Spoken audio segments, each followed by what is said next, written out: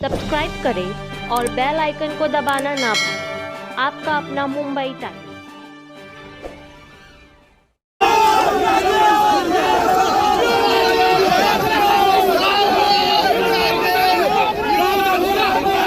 शहर में सवाल पैदा हुए और जो उनका रैंक था वो 2 नंबर से पीछे आने का काम हुआ और जिसके पास ये सब चौकसी या जिसकी इंक्वायरी करने का काम गया वो सेबी थी। लेकिन अभी हिंडनबर्ग का जो दूसरा रिपोर्ट आया है उसमें कई सवाल पैदा किए हैं, जिसमें सेबी के प्रमुख को जो है माधवी बुच और उनके पति के ऊपर बहुत सारे अलायंस और बहुत सारे इल्जाम आए हैं। उनके माध्यम से पैसा बाहर जाता है, वहाँ पे शेयर को जो है वो बहुत बड़े पैमाने पे उसको एक नकली जो है वो फुगाने का काम होता है और उसके बाद ये शेयर आता है और जिसमें बहुत बड़ा भ्रष्टाचार होता है और सबसे बड़ी फसवणूक एक आम आदमी की, गरीब आदमी की इसमें होती है। और ये सब प्रकरण जो है ये हिंडनबर्ग ने बाहर निकाला। ये प्रकरण हिंडनबर्ग ने बाहर निकालने के बाद आप सबको पता है कि हमारे नेता आदरणीय राहुल गांधी जी ने कहा कि पूरे प्रकरण जो है वो ज्वाइंट पार्लियामेंट्री कमेटी के माध्यम से होनी चाहिए, चाहे वो सेबी हो चाहे वो अडानी समूह हो।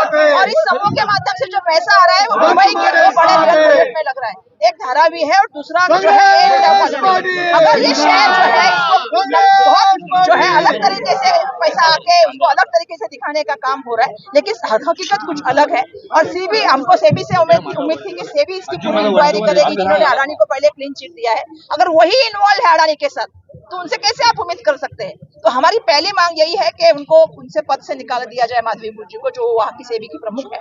दूसरी मांगनी हमारी यही है कि जेपीसी की पूर्ण तरह जो है वो इंक्वायरी होनी चाहिए ज्वाइंट पार्लियामेंट्री कमेटी की। और तीसरी हमारी यही है कि कहना है हमारा ईडी के पास कि आप विरोधक के ऊपर ईडी सीबीआई इनकम टैक्स लगाते हैं, लेकिन जिनके ऊपर भ्रष्टाचार का आरोप है, जिनके ऊपर मालमत्ता बाहर जाती है, कोई मॉरिशस में जाता है, मालदीव में जाती है, कई और देशों में जाके वहां से पैसा आ रहा है, वो कहां से किसके पास से आ रहा है, सभी बातें सामने आई हैं। तो उनकी पूरी प्रॉपर्टी की, उनके शेयर की पूरी चौकशी होनी चाहिए। ये हमारी ईडी को आपको आज ईडी कार्यालय जाने की अनुमती नाही। फुगून दाखवले जातात, नंतर त्याच्यावर चौकशी लागली आणि सेबीने त्यांना क्लीन चिट दिला अडाणींना।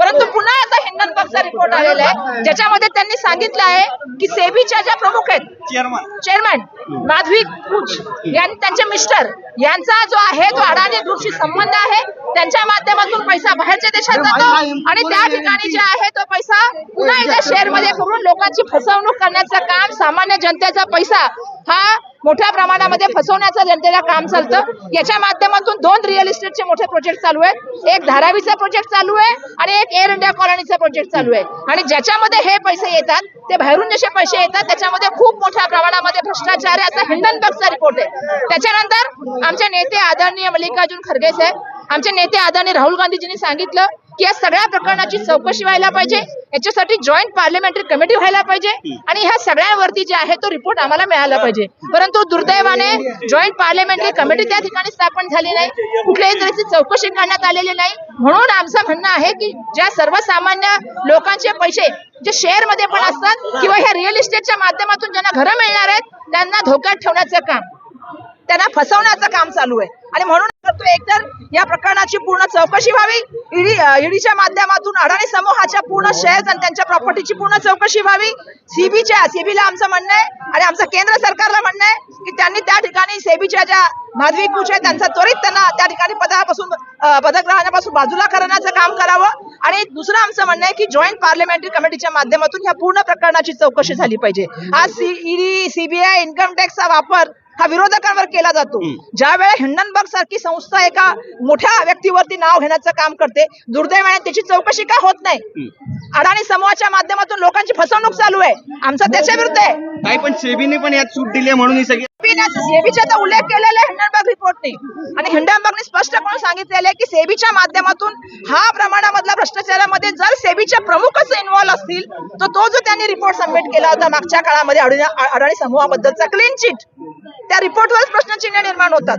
आणि आज आमचं म्हणणं आहे की सेबीच्या प्रमुखांच्या बद्दल इतके मोठे आरोप झाले, त्यांच्या मिस्टरांबद्दल एवढे मोठे आरोप झालेत, त्या पदावर कशा राहू शकतात आणि या सगळ्या प्रकरणाची पारदर्शक चौकशी कशी होऊ शकते? म्हणून आमचं म्हणणं आहे की त्यांना पदावरून खाली करा। आणि दुसरं आमचं म्हणणं आहे की जॉईंट पार्लियामेंटरी कमिटी करून ह्या सगळ्या प्रकरणाची चौकशी व्हायला पाहिजे। आणि ईडीचं काम आहे जर अशा तऱ्हेने जर फसवणूक होत असेल आणि मोठ्या प्रमाणामध्ये पैशाचे चुकीचे व्यवहार होत असतील तर त्यांचं काम आहे की त्याची चौकशी व्हायला पाहिजे. म्हणून आज आम्ही अडाणी समूहाची पूर्ण चौकशी व्हायला पाहिजे आणि त्या माध्यमातून त्यांचे शेअर असतील, त्यांची प्रॉपर्टी असेल, याबद्दल येणाऱ्या काळामध्ये चौकशी व्हावी अशी मागणी.